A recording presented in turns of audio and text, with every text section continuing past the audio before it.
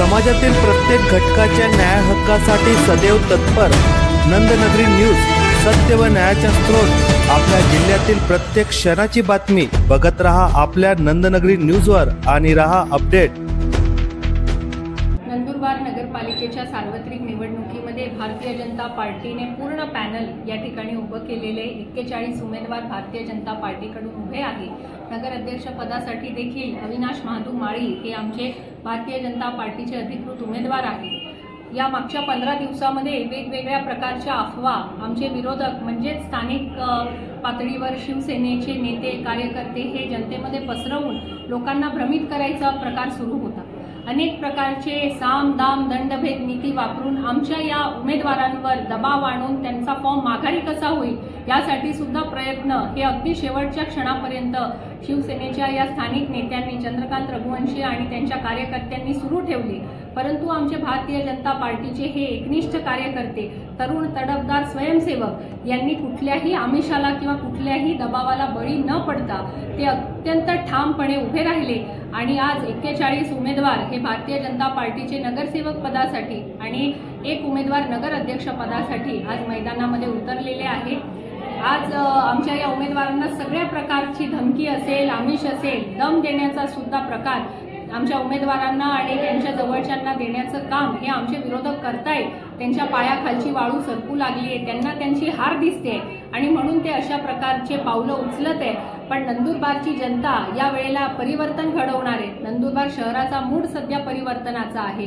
या अनेक वर्षापासून एकतर्फी सत्तेला नंदुरबार शहराची जनता ही कंटाळली आहे आणि म्हणून आज आमच्या या सर्व तरुण उमेदवार, आज आमचे 90% उमेदवार हे अत्यंत तरुण आहे आणि या तरुणांच्या हातामध्ये आता नंदुरबार शहराची सर्व भागदौड ही लोक देतील असा माझा विश्वास आहे। जर हे उमेदवार जबरदस्तीने उभे राहिले असते तर अनेक प्रकारचे आमिष त्यांना देण्याचं काम या विरोधकांनी केलं, त्यांच्यावर दबाव आणायचं काम त्यांनी केलं, ते दबावाला किंवा आमिषाला बळी पडले असते। पण हे उमेदवार हे अत्यंत भक्कम उमेदवार आहे, हे कुठल्याही आमिषाला कुठल्याही दबावाला बळी पडले नाही आणि ते ठामपणे मैदानात उतरले आणि या निवडणुकीमध्ये यश प्राप्त सुद्धा करतील। हे तुमचा जो प्रश्न आहे हे सेल्फ एक्सप्लेनेटरी आहे, कारण नंदुरबारमध्ये काँग्रेस हे चंद्रकांत रघुवंशी आहे।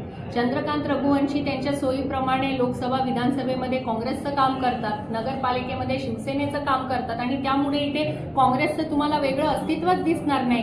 कारण शिवसेनेचा चेहरा पुढे घेऊन जाऊन चंद्रकांत रघुवंशी हे ओरिजिनल काँग्रेसी आहे, त्यांची विचारधारा काँग्रेसची आहे, ते शिवसेनेच्या विचारधारेचे नाहीच आणि म्हणून ते या ठिकाणी तुम्ही निवडणुकीत सुद्धा पाहिलं असेल की कुठेच काँग्रेस या ठिकाणी निवडणूक लढवत नाहीये, कारण चंद्रकांत रघुवंशीच काँग्रेस सुद्धा चालवतात आणि चंद्रकांत रघुवंशींनी आता शिवसेनेच्या चिन्हावर उमेदवार उभे केले, त्यामुळे इथे त्यांनी काँग्रेसचे उमेदवार नाही दिले। जर काँग्रेसची स्वतंत्र आयडेंटिटी नंदुरबारमध्ये राहिली असती तर आज त्यांचे सुद्धा उमेदवार राहिले असते।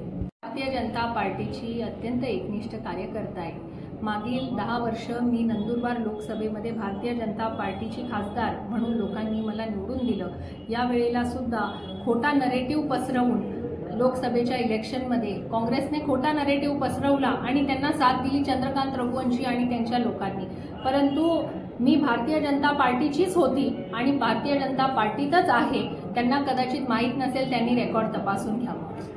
आम्हाला नंदुरबार शहर हे दादागिरी जी या विरोधकांची सुरू आहे, चंद्रकांत रघुवंशी त्यांचे कार्यकर्ते ज्या प्रकारे दादागिरी दहशत माजवून राहिले आहे, हे दहशतमुक्त दादागिरी मुक्त या गुंड्यांपासून नंदुरबार शहराला सुरक्षित ठेवण्यासाठी आम्ही मैदानात उतरलो आहोत आणि आमचे प्रमुख मुद्दे हे नंदुरबार शहरामध्ये ही दादागिरी यांची संपवणे, नंदुरबारमध्ये जी दडपशाही यांनी सुरू केली आहे, जी हुकुमशाही चंद्रकांत रघुवंशींची आहे ही संपवणं आणि नंदुरबारच्या शहराच्या लोकांना या ठिकाणी अत्यंत चांगल्या वातावरणामध्ये त्यांना जगता आलं पाहिजे, भयमुक्त दहशतमुक्त आणि विकसनशील असं हे नंदुरबार शहर झालं पाहिजे, असे आमचे प्रमुख मुद्दे राहणार।